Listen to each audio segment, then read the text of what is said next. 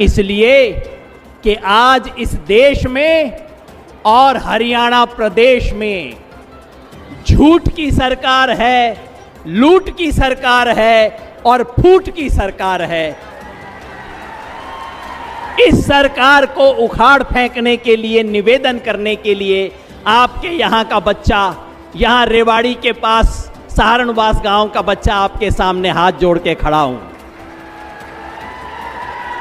राहुल जी, ये जो तीनों समस्याएं हैं उसका बहुत बड़ा शिकार है ये दक्षिण हरियाणा।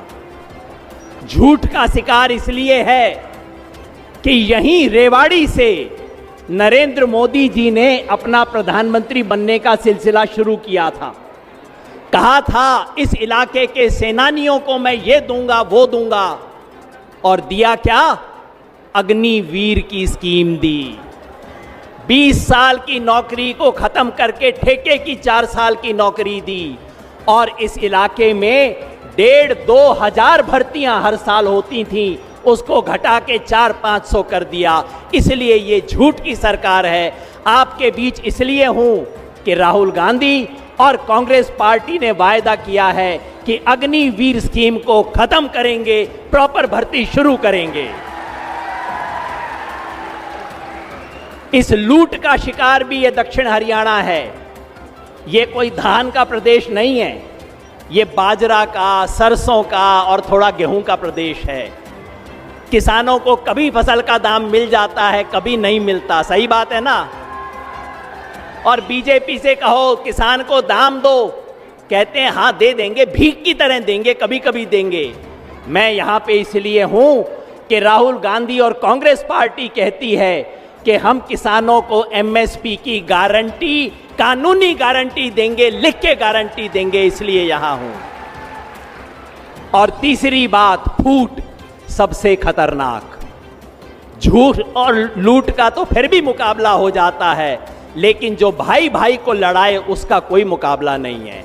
हरियाणा में इन्होंने सिर्फ हिंदू मुसलमान का खेल नहीं खेला, 35-1 का खेल खेला है। हमारे इलाके में इसका असर भी है। इसलिए मैं यहाँ के सभी लोगों को कहना चाहता हूँ, हमारे इलाके की सरदारी बैठी है, सबको याद दिलाना चाहता हूँ, भाई एक नाम याद रख लेना। जब इस रैली से वापस जाओ तो किसी बच्चे को कहना, YouTube पे आपको दिखा देगा। क्या नाम? मंगेश यादव। उत्तर प्रदेश में बस YouTube देख लेना, मंगेश यादव कौन था, उसकी हत्या उत्तर प्रदेश पुलिस ने क्यों की थी, बाकी सब अपराधियों को क्यों बचाया था, सिर्फ मंगेश यादव की हत्या क्यों हुई थी, आपको सच्चाई समझ आ जाएगी। और सच्चाई ये है, जैसे हरियाणा में जाट समाज के खिलाफ सब लोगों को भड़काती है बीजेपी, ठीक उसी तरह उत्तर प्रदेश और बिहार में यादवों के खिलाफ भड़काने का काम बीजेपी करती है। ये बात गांव-गांव तक पहुंचाना आप।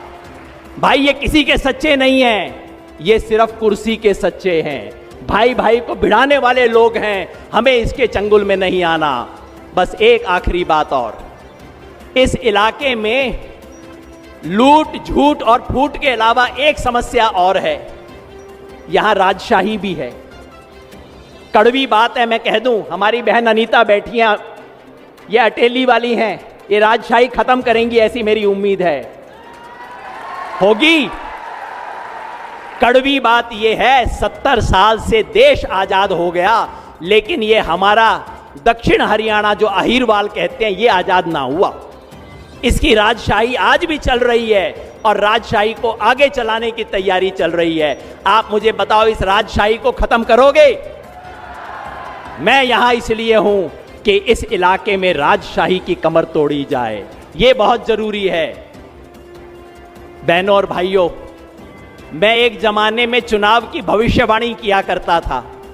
लोग मेरे से पूछते थे, इसलिए आज भी पूछते हैं, योगेंद्र जी बताओ इस चुनाव में क्या होगा। मैंने कहा जी इस चुनाव में 3 संभावनाएं हैं। पहली संभावना तो यह है कि पूरे हरियाणा में कांग्रेस की हवा चलेगी और उसको बहुमत आएगा। यह सही है या नहीं? फिर बोला कि भाई दूसरी संभावना क्या है?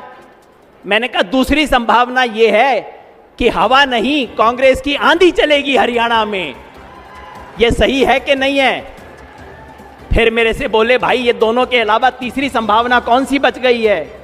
मैंने कहा तीसरी संभावना यह है कि सुनामी चलेगी यहां पे कांग्रेस की।